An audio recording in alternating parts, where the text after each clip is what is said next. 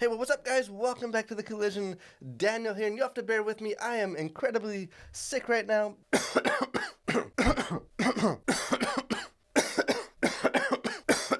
But as someone with a somewhat unhealthy juvenile obsession with dragons, I was excited to check out the latest movie, Dungeons and Dragons: Honor Among Thieves. It just hit theaters. I've seen it, so let's talk about it.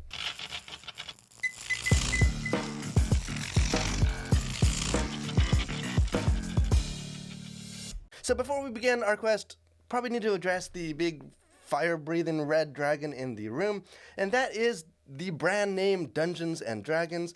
This movie is obviously based on the classic kind of tabletop role-playing game from Dungeons and Dragons, which I think began kind of in the early 70s and has kind of had a resurgence in popularity in recent years due to things like Stranger Things or other kind of elements that have sort of brought it back to the kind of the cultural forefront. And kind of for as long as it's been a thing, it's been somewhat of a hot topic, a touchy issue among some Christian circles. But for our purposes here, it's not to kind of adjudicate Dungeons and Dragons as a thing. Really, it's just to approach this as a movie. Although I will say, if you are one of those who sort of sees Dungeons and Dragons as something kind of inherently evil or wrong or satanic, then this movie isn't going to do a whole lot to change your mind. All the elements that maybe you find concerning in the role-playing game are likely present in this movie adaptation as well. On the other hand, if you're someone that kind of sees Dungeons and Dragons as sort of a mostly harmless, sort of fun, communal storytelling activity, which is sort of how I see it, then I'm happy to say that this movie is a total delight. I had a blast with this movie. This is probably one of my favorite movies of the year, which is surprising because when the trailers came out for this, I was not on board at all. I was not buying what they were trying to sell. It seemed like they were trying to make it real modern or just sort of like a rip-off of Guardians of the Galaxy or some of that stuff. But it is not that at all. This movie is fun. This movie is just sort of puts a smile on your face. It's sort of this endearing, sort of almost throwback kind of classic fantasy adventure with what I think is a kind of a refreshingly kind of hopeful and uplifting tone. So I did not grow up playing Dungeons and Dragons. I'm not well versed in the lore or like the game, the hardcore game mechanics. But at least as someone kind of looking in from the outside, Honor Among Thieves to me kind of embodies that joyful spirit of a bunch of best friends grabbing some pizza, going to their basement and telling this kind of crazy story together. Because this is a crazy story. The plot has a lot going on. It gets kind of increasingly bizarre and almost intentionally kind of convoluted of just sort of crazy things kind of piling upon crazy things. Kind of a heist adventure story. But I think what kind of makes Dungeons and Dragons the role-playing game so kind of popular and attractive to people really isn't the actual story.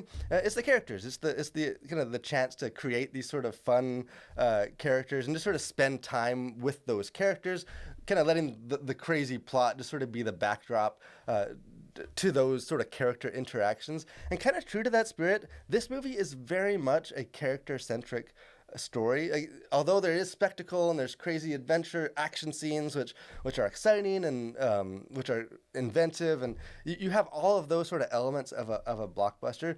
What I appreciated most about this movie is that it centers specifically in on these thieves, this band of 4 or 5 kind of rogue characters, and kind of like you would expect from a Dungeons and Dragons story. Each of these characters, they get their backstory, and you kind of find out where they come from, and they all kind of have their like heightened characteristics. You have Chris Pine, he's always great. He's Chris Pine, kind of as the lead, kind of the bard and the main character in this. Michelle Rodriguez, who's like the female kind of barbarian warrior lady, and kind of whatever bizarre kind of settings or situations that the characters find themselves in. The fun of this movie is very much sort of seeing how these very distinct kind of diverse characters interact and kind of banter back and forth, kind of driving the story forward. Another element of this movie that I appreciated is just the positive tone. I think that some Christians probably associate D&D with like darkness or like the horror elements, but this movie is very much sort of an adventure, lighthearted comedy. That there is like darkness, like the villains are shown as dark and almost like demonic in nature. from like where their powers come from. But the film itself is almost like relentlessly optimistic, kind of hopeful in tone, even kind of in contrast to something like the MCU, which very much kind of has what I find sort of this tired, sarcastic humor of sort of quips and almost mean spirited in that sense. Because this film is legitimately funny. There are a ton of like laugh out loud gags or just sort of comments or kind of one liners or just kind of from the interactions with the characters, just sort of kind of humor that comes natural to those interactions rather than just sort of kind of everything leading up just to get some snappy one-liner that kind of quip. And I also appreciate that this film embraces its silliness, kind of despite what the trailers for this suggested. You know, there aren't like a bunch of like classic modern or like rock and roll songs or kind of modern elements to this. This is very much sort of a classic fantasy story through and through. And while it clearly doesn't take itself too seriously. It knows the sort of silliness of the story that it's telling.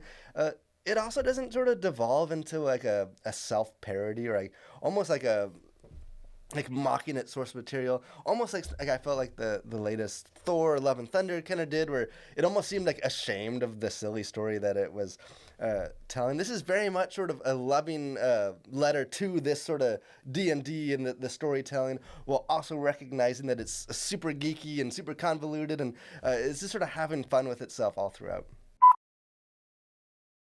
As far as things going on the surface, kind of content to consider, really not a whole lot, which is maybe surprising for some people. Language, just sort of a handful of kind of more minor profanities, predominantly starting with the letter S, which isn't used all that often, but when it is used, it tends to be very blatant and sort of for humor. So that is in there.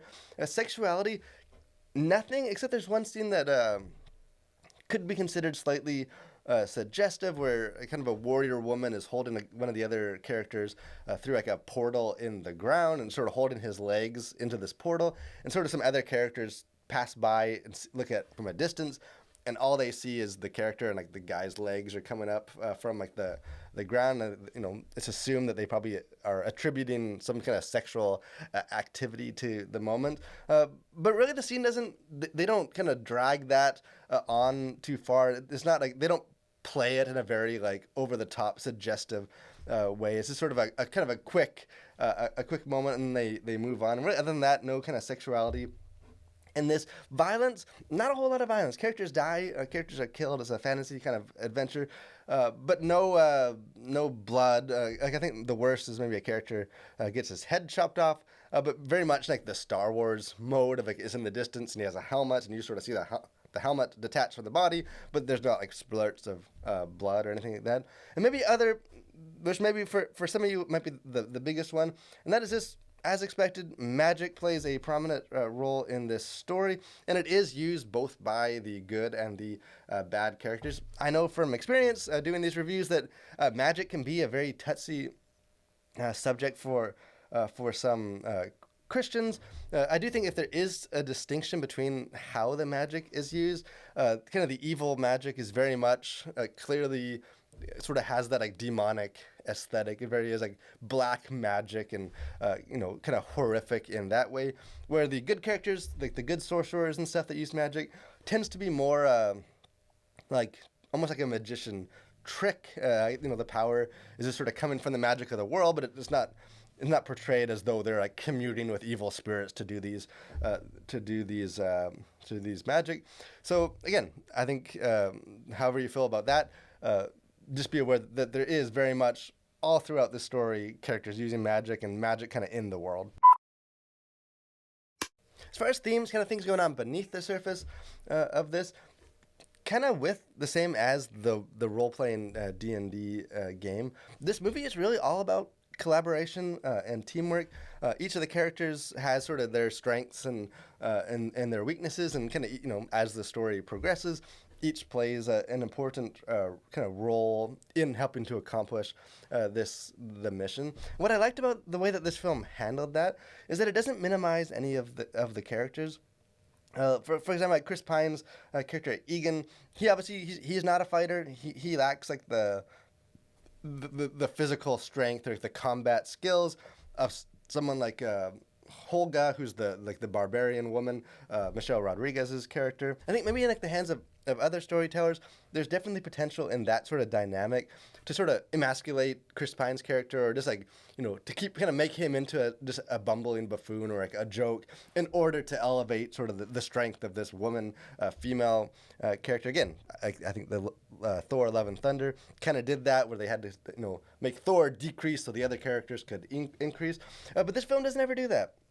It never feels like it has to put down some of its characters in order to like highlight the strengths of the other characters. Kind of all the characters are shown, regardless of what their skills and like talents are, that those are valuable and those are needed, and like that the team itself is incomplete without all of those members. And I think in many ways that's consistent with sort of the biblical picture of the church. Like a couple, like 1 Corinthians 12:7, where it talks, the Spirit kind of gives gifts to each person, that all those are needed for kind of like the Christian mission. And even 1 Corinthians 17:27, just this idea that like all are part of the same body, and when one grieves, they all grieve, and when one celebrates, they all celebrate. And you very much sort of get that they're a team not just because they share like a common mission, they want to take down this bad guy, but that they're a team and they work together because they legitimately care for each other.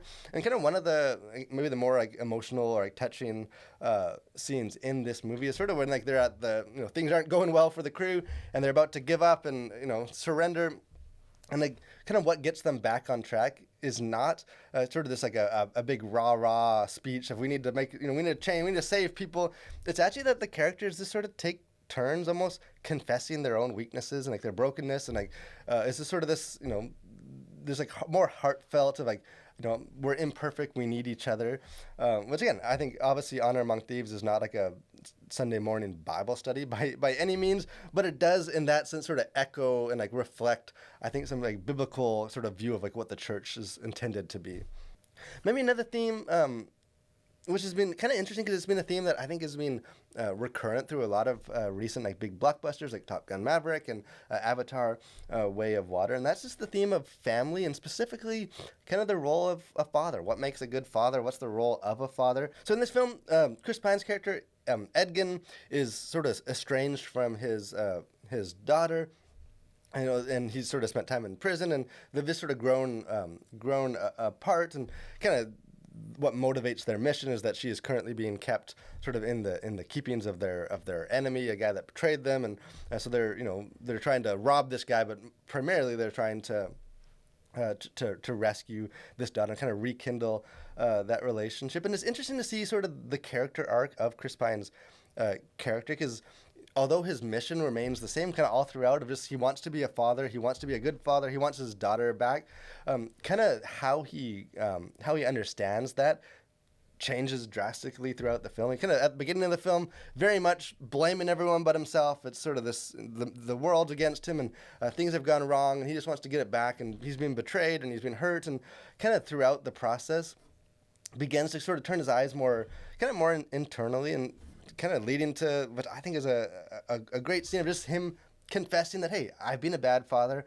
I haven't been there for you, to rekindle this relationship begins with sort of me rising to the occasion, kind of becoming more of like the man, the protective father figure that I should have been all along. As a Christian and as a father of young kids, I'm a sucker for those sort of themes, but it definitely was a very wholesome kind of just depiction of, hey, what does it mean to be a good father, and sort of rising to the occasion, sort of that kind of special responsibility.